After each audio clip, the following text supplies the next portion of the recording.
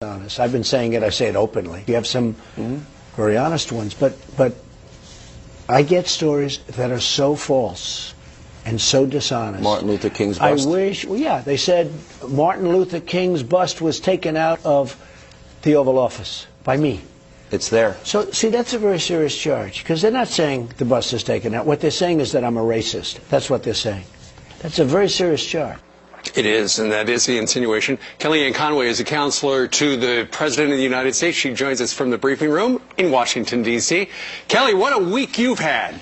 Yes, breakneck pace. You know, we're working for high energy, high impact Donald Trump, and everything that he has done this week is part and parcel of his campaign promises. Right. He came to Washington as a non-politician, and so it's very easy for him to deliver on those promises, either through executive orders or negotiations with the Congress. But I'm glad he took a couple of moments last night to address what is going on with some members in the media. It's very difficult for me to split a screen in three, candidate Trump, President-elect Trump, President Trump, and really see a difference in coverage by some people. And it's unfortunate, because the office of the presidency and whoever its current occupant is at any given time really deserves respect and really deserves an open ear from our media. We're going to be in charge, the administration, for 8 years, we hope, and certainly the media are going to be co-parenting this country for 8 years. We'd like to find a way to do that peaceably and honestly. Yeah, Steve Bannon had an interview with the New York Times, and this is what he said about the mainstream media. He said the media should be embarrassed and humiliated and keep its mouth shut and just listen for a while. The media here is the opposition party. They don't understand this country. They still do not understand why Donald Trump is the president of the United States. Do you agree? So what my colleague Steve Bannon is saying there is that Donald Trump understood America in a way many did not, including those who are charged with informing America and educating America about the news, not their opinion. There's an awful lot of opining going on by individuals who call themselves reporters, and you're supposed to talk about the news, not use a snarky comment here, an eye roll there, an adjective that's insulting or congenitally negative toward the president. That's really not the job. The job is to certainly probe and ask the tough questions, but it's beyond that for this man. But look, it also only matters a little bit. Why? Because the entire election was a rejection of elites in the establishment. That's many in the donor class, it's many in the two parties, frankly. It's certainly in the consultant class, which I always say is rife with staph infection.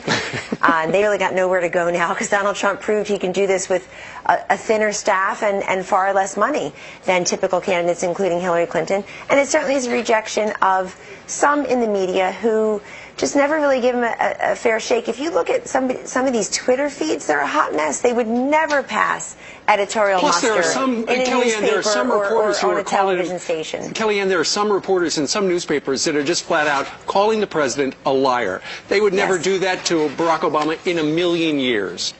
Even when he did. You can keep your doctor if you'd like. You can keep your insurance plan. We have 57 states in the nation. I mean, there were plenty of occasions to call out former presidents on their falsehoods, and that was done very sparingly and not so strategically.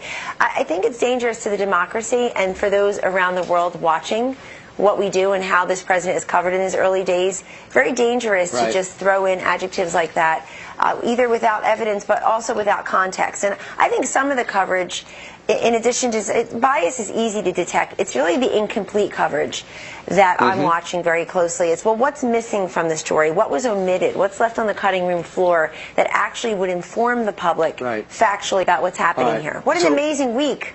Well, no kidding. Yeah, I mean, your greatest critic would have to say, my goodness, there are so many major stories and major actions to go over. And he's just getting started. Right, and one of which is going to be taking place tomorrow. I understand that President Trump will be calling Vladimir Putin at some point Saturday, and some have suggested that the sanctions from the previous administration are going to be on the table right away. What could you tell us about the agenda? All of that is under consideration, and certainly in addition to improving relations with different foreign leaders and their nations around the globe. If Vladimir Putin wants to join with the U.S. to have a serious conversation about how to defeat radical Islamic terrorism, that's what we call them around this White House. We don't call them our, quote, determined enemies, like Hillary Clinton did in her convention speech in July in Philadelphia. I don't even know what that means. We call them radical Islamic terrorists. We call them murderers here. And if another nation that has considerable resources wishes to join together with the United States of America to try to defeat and eradicate radical Islamic terrorism, then we're listening. But don't it's they very have to important change that their we have these behavior, conversations. right, Kellyanne? Don't they have to change their behavior in order to get those sanctions lifted, like not carving up other countries and not destroying, families and towns indiscriminately, like they're doing in Syria?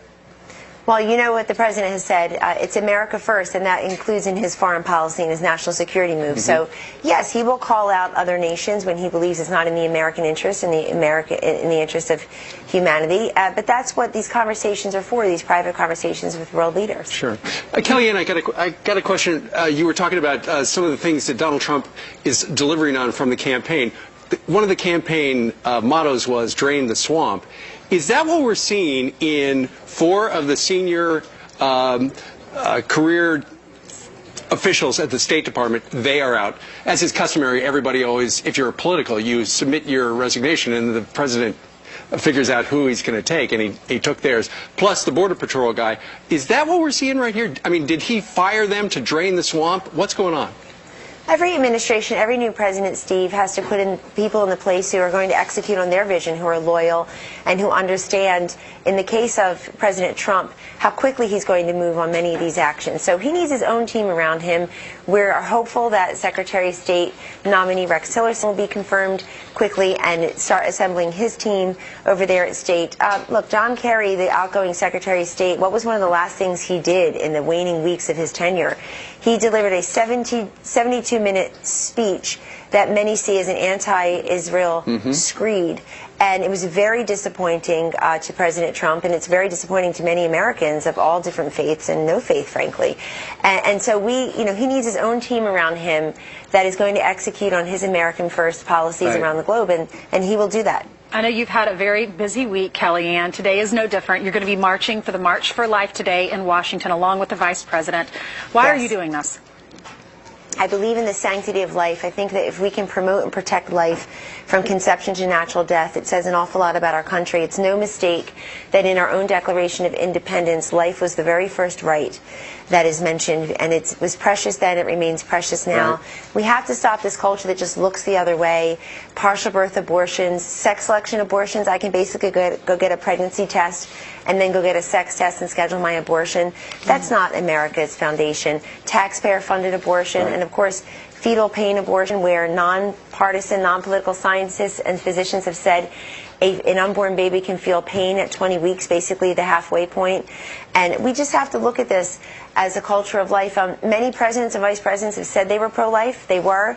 But to have Vice President Mike Pence go out on that mall today in just a few short hours and address those who are coming around from the country and indeed the world to bond together to protect the culture of life is truly remarkable and historic, and I think it's a big day for Vice President Pence. Much different than Hillary Clinton's. Remember, she was for late-term abortions. Yes, she is, and Donald Trump called her out on that. I mean, it took a Manhattan male billionaire who had been pro-choice for most of his life to deliver the most impassioned defense of life in that October 19th debate in Las Vegas that I've ever heard. I've been working on pro-life messaging for over 2 decades. It took Donald Trump to call out Hillary Clinton and show who's truly extreme on this issue. Kellyanne, just real quick, on yesterday's implosion of the Mexican-American relationship, how is Donald Trump disappointed in in their mutual decision not to meet? Is that a real step back for him? No, the relationship was not imploded. This one meeting has been canceled, and that was a mutual cancellation. President Trump mentioned first, of course, at 9:24 a.m. yesterday morning. It's basically saying that, hey, if he's not going to come here to discuss funding the wall, maybe we shouldn't have the meeting now. We have a $60 billion trade deficit with Mexico, Brian. NAFTA is a great example of trade deals that are inequitable to the United States and her workers and her interests and her allies, and that has to stop. We spend billions of dollars defending the borders of other nations. It's high time we do that here in the United States. We are a sovereign nation.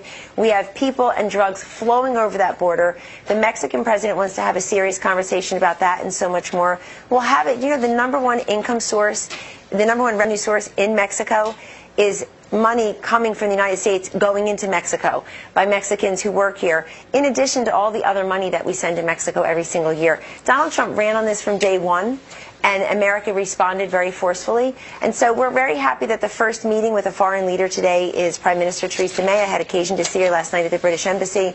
Very excited to have her, receive her here as the first. I think the special relationship between the UK and the US really has a great opportunity for new vibrancy and buoyancy under the leadership of Prime Minister May and President Trump.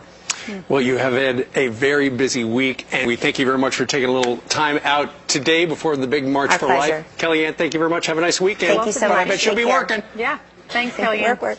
All right. Coming up, it's the high-end home of the Kennedy cousins, but something very lowbrow going on at the compound. We got brand new details out of Hyannisport, Massachusetts, coming up next. Plus, Geraldo's here, and so is Ed Henry and Judge Jeanine Pirro. And last but not least, Jesse Waters. There he is in the green room. Hi, Jesse. He's part of I was in the no spin zone. Okay. Whatever. What is that?